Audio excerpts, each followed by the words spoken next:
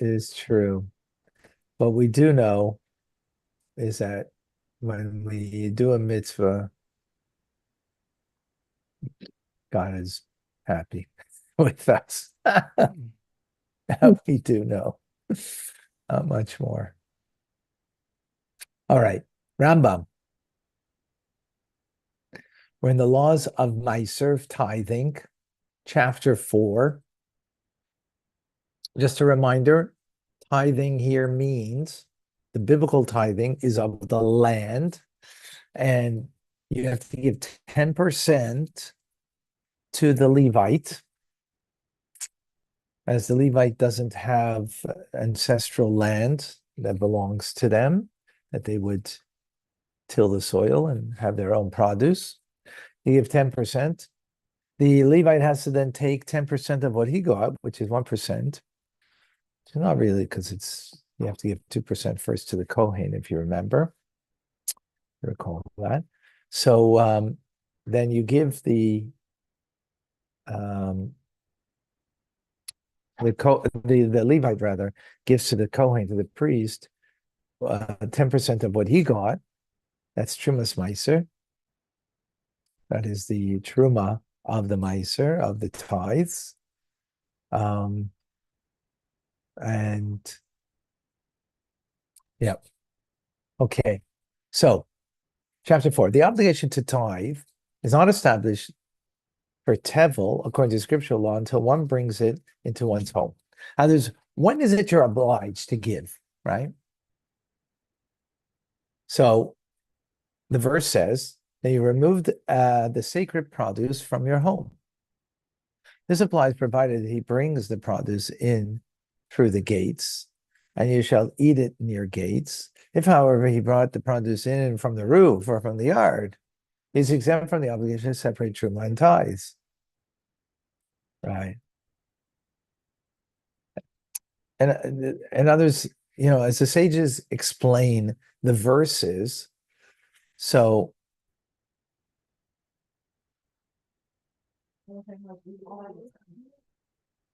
um,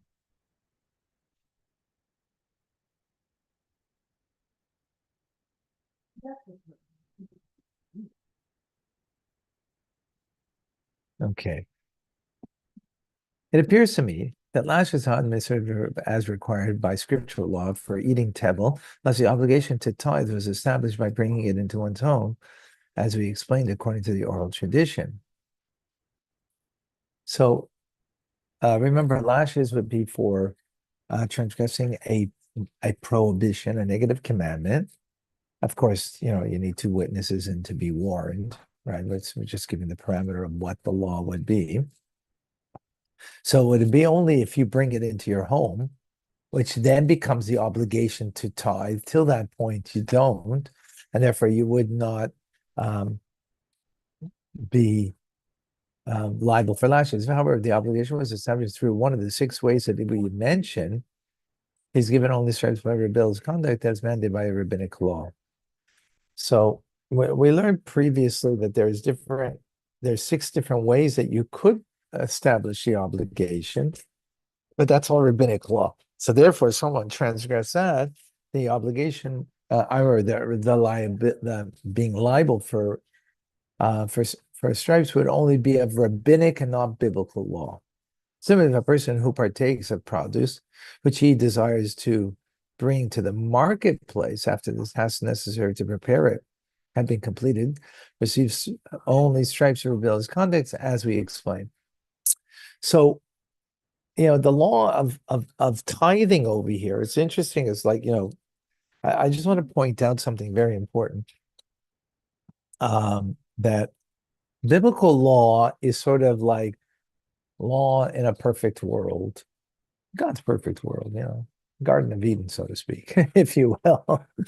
Right? Rabbinic law is taking into consideration human nature, the human condition, different things that are necessary to take right, into consideration. So biblical law is that you give the tithes only when you bring it into your home for your own personal benefit, so now you just can't benefit from it, right? That's really when you benefit when you bring it home. If it's before that, you're not really having the benefit from it, that you should now benefit the Levite. But the rabbinic law came and said, no. We're going to obligate you even before that time, and we're going to obligate you even if you're selling it. So it means you're not getting personal benefit. What do you mean getting money? Yeah, from the money you're getting benefit, but not from the produce. When do you, in the biblical sense, have to give the tithe? Is when you had from the produce benefit. Well, you can't just have benefit. You have to have benefit, meaning personal benefit from it directly, not indirectly. Right. But sages said, no. Even indirect benefit, you also have to give. And therefore, if you're going to sell it in the marketplace, right? Therefore, if you completed the task, which was like smoothing over the pile, that when you had the pile of grain and you smoothed it over, for example, so that's like a finishing task. Then you would, and then if you partook in it, right, without giving the tithes, you're liable for stripes, right, lashes, but that would only be rabbinic, not biblical. Our prisoner completes task necessary to prepare the produce of the sale is obligated to tithe only according to rabbinic law. That was something we learned earlier, if you recall. Okay. Now, when a house is less than 4 cubits by 4 cubits, less than 6 feet, less than 36 square feet, that's a pretty small house. But believe it or not,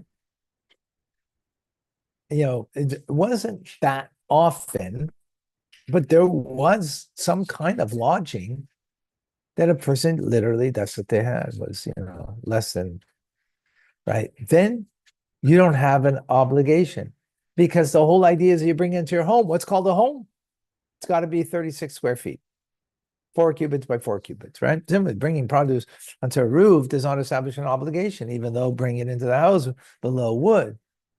If I were the roof is not 4 cubits by 4 cubits in the area, the house is centered on a slant, bringing it into the produce there does not absolve it from the obligation to tithe it. Instead, the roof is considered as part of the domain of the house. Whoa, is that technical?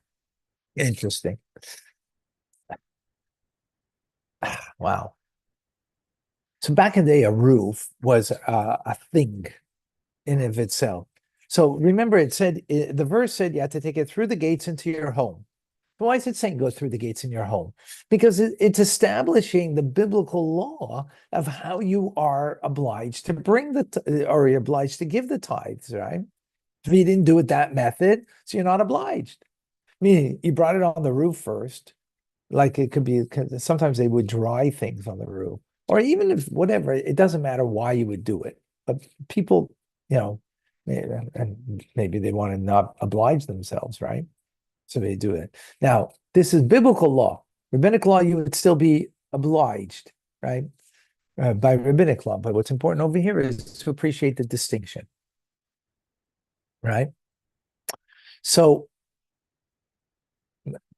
bring it through the roof. You don't establish obligation, again, biblically, even though in the end it's going to come into the house, which is important because it's not a means to an end. In other words, that's what's so important here when we understand Jewish law. It's a end in itself. You say, well, I mean, in the end, it's in your house and you're going to benefit from the grain, right? So what's the difference whether you took it through the front door or you took it from the roof and brought it into the house that way? What's the difference? So functionally, there's no difference, right? And that's the rabbinic law. Rabbinic law has to look at function, means to an end, because there is something about means to an end. So rabbinic law has to look at it that way, right? Or it gives that angle of it also. That doesn't have to look at it that way. When there's a functionality that's important that the rabbinic law needs to look at, so it will, and it will incorporate it as it does over here. But biblically, it says clearly. Now, you might ask the question, why? That's not important over here to understand the parameter of the law. That's a whole different area that is not our our area here to delve into. Is there a way to delve into it? For sure. But again, that was way too much over here. Plus, I don't have an answer to that. Probably have to do a lot of research. In any case, but there's definitely, no, the ultimate reason why is because that's what God said. And that's what God said. Why did he say it? Because he said it. Yeah, but why? It's reminiscent sometimes how you have to tell your children. Your children say, but why? Why? Sometimes parents, you don't give a reason. When you give a reason, you have destroyed your child in a way.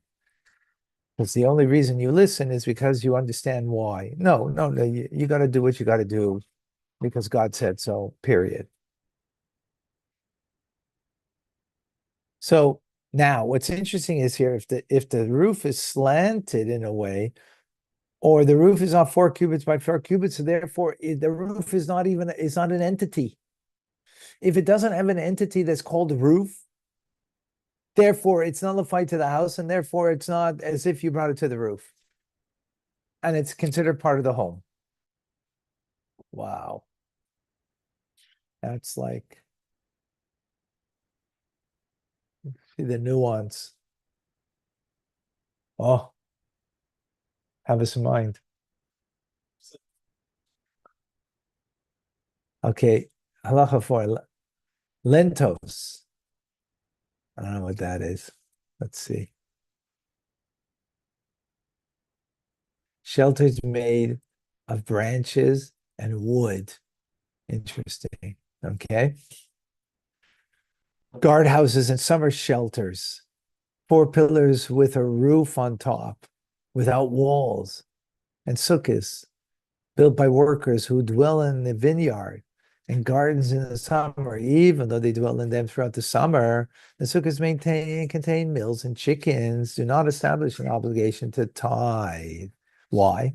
Because it says bring to your home. That's not called a home. Now we're defining what does it mean, a home that you bring it into, right? That therefore, when you have the benefit in your home from directly from the produce, that therefore that defines it as an obligation, again, biblically. Some other sukkah built by potters, and the sukkahs and the holiday of sukkahs during the festival do not establish an obligation. None of these are permanent dwellings. It's not called a permanent dwelling.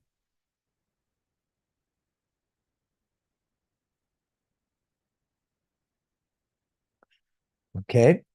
Lentos in a guardhouse establish an obligation to tithe for their owners, even though they did not create such an obligation for all people. That's interesting. Because for them, if the owners of such structures bring produce into them, they're obligated to tithe it before partaking of it. Okay. If a person brings produce into the house belonging to a colleague, he is not obligated to tithe.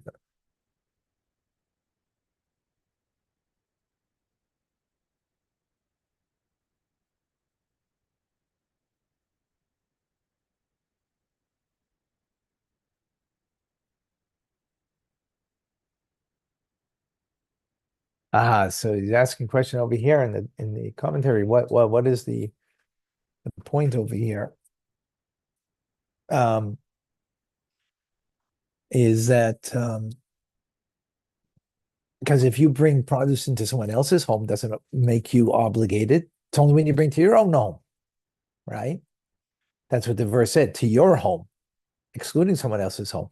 However, if you bring in constantly into someone else's home, then it becomes like someone else's home is your home, and therefore you would become obligated. As opposed to these particular, like the guardhouse, right? Only the one who is the owner of it, right, would be obligated, and No one else would be, even if they brought it constantly there, because it doesn't have a complete only has a definition for a home for that individual, and not it's not. And wow, this is fascinating. Fascinating if you're catching on over here. Now, there's something that's called home period, right? What's a home period, right? And then it's a home for the individual. It's not collectively, this is called a home by everybody, right? Then there is a guardhouse for the person that's there. For anybody else, that no one would call that a home. But for that person, I'm not exactly clear why. It doesn't make sense to me because in the end, I guess in the guardhouses, they used to sleep there. That's why. They were there by day, by night, and they used to sleep there. Okay. Similarly, bringing Protestants into a school or a house of study creates an obligation to tithe for a person who abides there and teaches, okay? Because they are comparable to a home. They do not create an obligation to others. So, right. So if you are a teacher in your house of study, that would bring.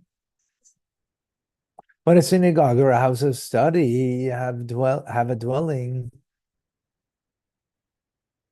bring Protestants there, establishes an obligation to tithe. If not, no such obligation is established. Yeah, that's interesting. So teachers is one thing, but a house of study is another thing, or a synagogue where you go to pray, right?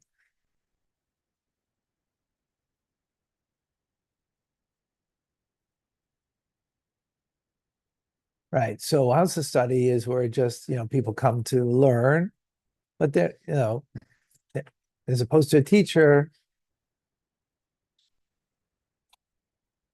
I don't know. Probably ends up sleeping there sometimes. Bringing produce to stable storehouses and fields and build store produce does not establish an obligation to tithe, right? Because that's not a home. Even though some people would like to live with the horses, a horse, of course, but sorry, doesn't establish, not a home. If these structures were also intended as dwellings, an obligation is established. How many people during the war were saved by non-Jews because they were put in someone's barn, right? Many stories like that. Okay, we're going to stop over here. Amazing, amazing. Thank you, folks. Good to see that the picture's back. Thank you, Rabbi. God bless you all. Be well. Enjoy your day. Bye-bye.